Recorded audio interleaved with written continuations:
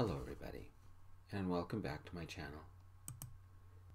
Today we're going to do chapter 18 for White Silk Lover. Saturday, April 27th, 9 in the morning.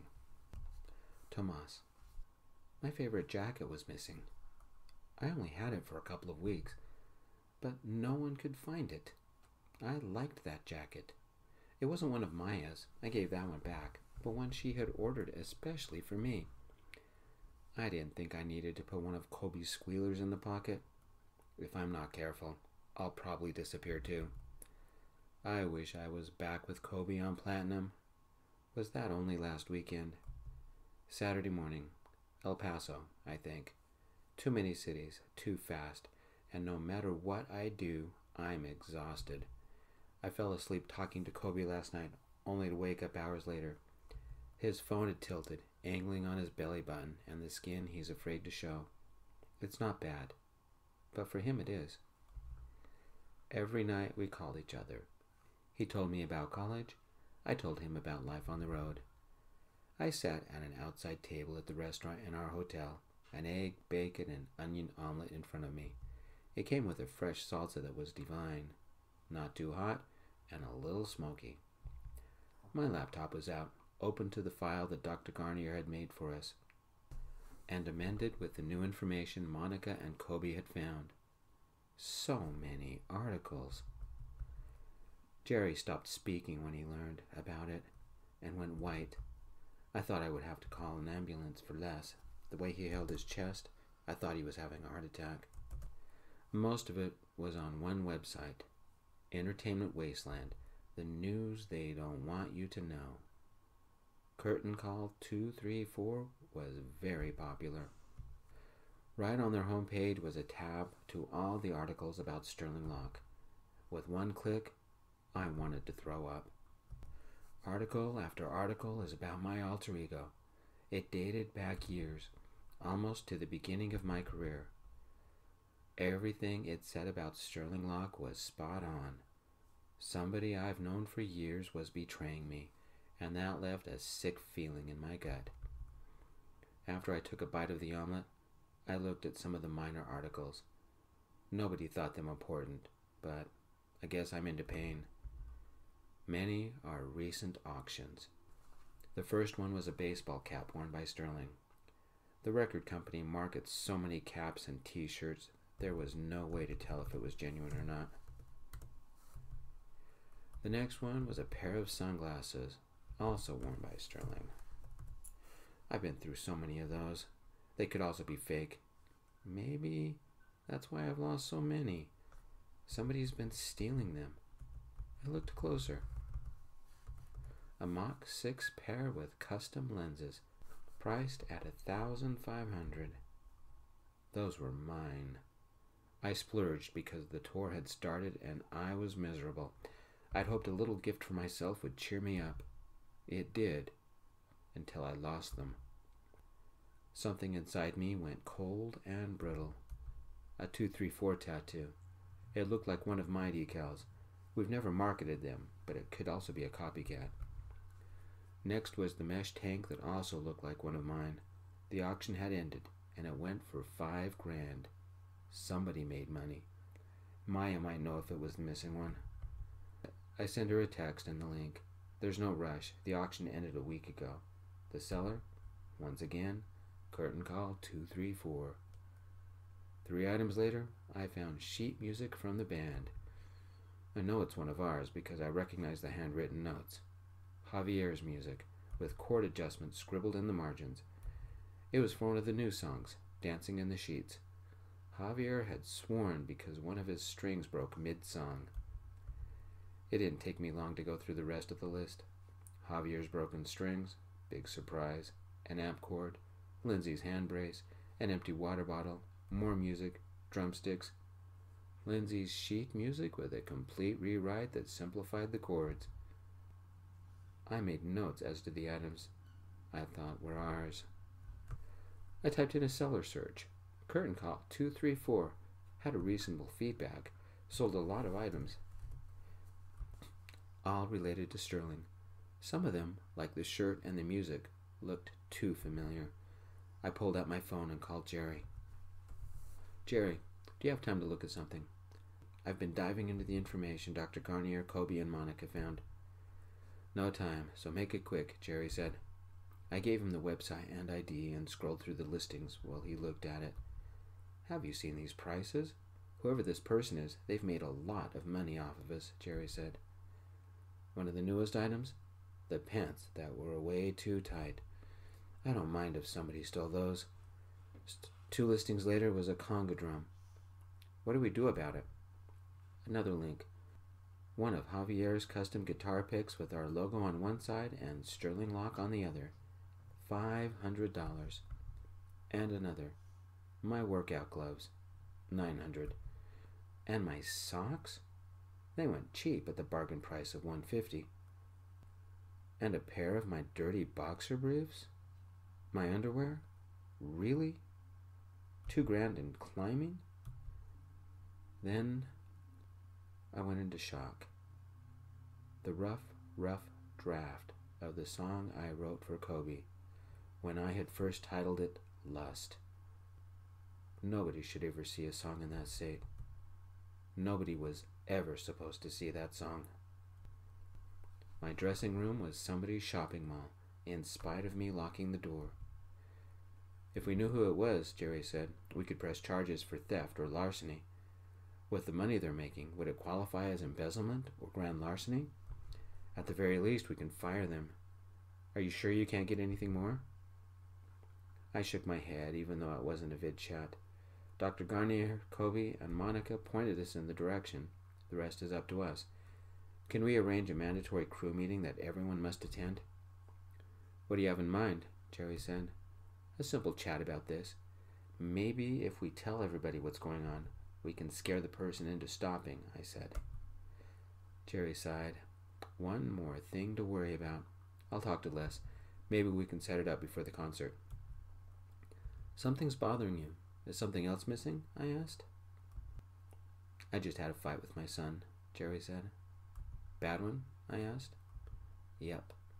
He said he had had enough with school, and Monica said that he grabbed his clothes and drove off. Where's Kelly when you need her? What about? I asked. Why do kids your age think they know everything? Jerry said. He graduates high school in a few weeks, and he should have chosen a college, but he refused. He and his friends want to be like some guy on YouTube and backpack Europe for the next year. He should know better. Who's paying for it? I asked. His college fund, Jerry said. He's been working since he was 10 for college, and he's using the money he saved. I'm sorry, I said. With Monica and me being on the road so much, he's had to raise himself, Jerry said. Never mind. It's not your problem. I'll talk to Les and see what we can set up. The squealers are not working. Stuff is still disappearing. If we only had more, but 10 is all we get. As soon as I finished my omelet, I closed up the laptop and headed out to the daily meeting. Then the vocal coach for an hour, then the choreographer for an hour, then the trainer for an hour, then early rehearsal for an hour, then afternoon rehearsal for an hour, then makeup for 2 hours, and wardrobe. Somewhere in there, I need to work on my new songs, even though they'll never get recorded. 8 straight hours, and then it's publicity stills, and the usual greet the press. I don't think I have any interview today, or public appearances. Jerry handled those, and he would have said something. No time for lunch. No time for dinner. I can't forget. I have a concert tonight. I wish I was with Coby on the yacht. How does Coby do everything and still have time to ride the bus? Coby made me smile. Talking to him every night has been the only bright spot in my life. Someday, he might realize how sane he's kept me.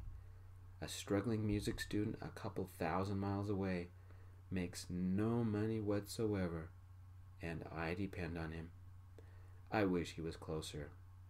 But even better, I wish he was here. The day went just as predicted. When it's time for the meeting, everyone was ready for the concert and clustered together off stage. Les had set up a table and chairs.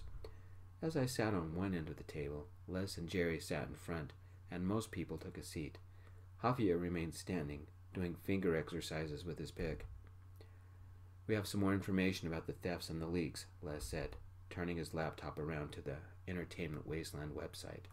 "It's worse than we thought." "Most of us have been together off and on from the beginning," Jerry said, "so finger-pointing is useless."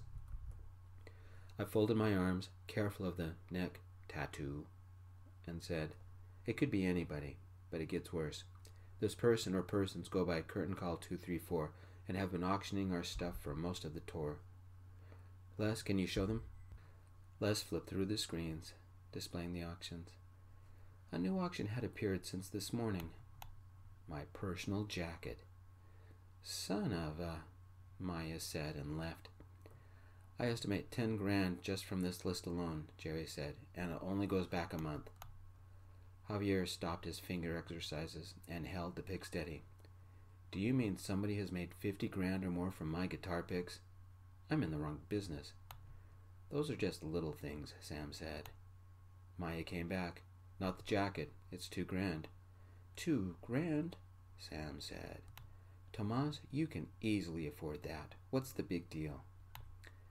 "Do you know how much a box of custom guitar picks are?" Javier said.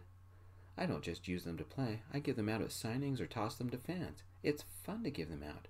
But to have somebody stealing them and selling them?" "My custom sunglasses were 1,500. The Congo drum was several hundred," I said. "All the thefts and leaks are interfering with the tour." "Who do we trust anymore?" Lindsay said, eyeing the auction of her hand brace. "What's next? Are they going to pry the keys off my keyboards?" "Sam," Jerry said, "they've already stolen one of your drums and your drumsticks. What's next? A cymbal?" Les clicked on the link to the jacket. "Only hours old, and it's already at 500. The point is, I called the guys at our record label. They weren't pleased." "Can they do anything?" I asked. "Plenty," Jerry said. "They've got their lawyers looking into the auctions, Entertainment Wasteland, and the articles Dr. Garnier and Coby found. Sooner or later, we'll find out who it is. Most of the items don't cost a lot, but together they do. The lawyers think a combined suit could result in grand larceny charges and prison time. Our bosses are furious." "They better find this person soon," Javier said. "I'm running out of picks." Later that night, the concert went well, and Sam went out with the girls again. I'm back at the hotel and called Coby. It barely even rang, and he picked it up. Worn sterling lock shirt, sleeves torn off, lights dimmed. He laid on his bed with the phone propped up. "How was the concert?" Coby asked, yawning. "The concert went fine. The meeting beforehand wasn't. I told him what had happened and that my jacket was on the website." While Coby opened up his laptop, I opened the mini fridge, hoping for something to eat. Nothing. On the hotel phone, I ordered room service, a meat lover's pizza on a low-carb crust.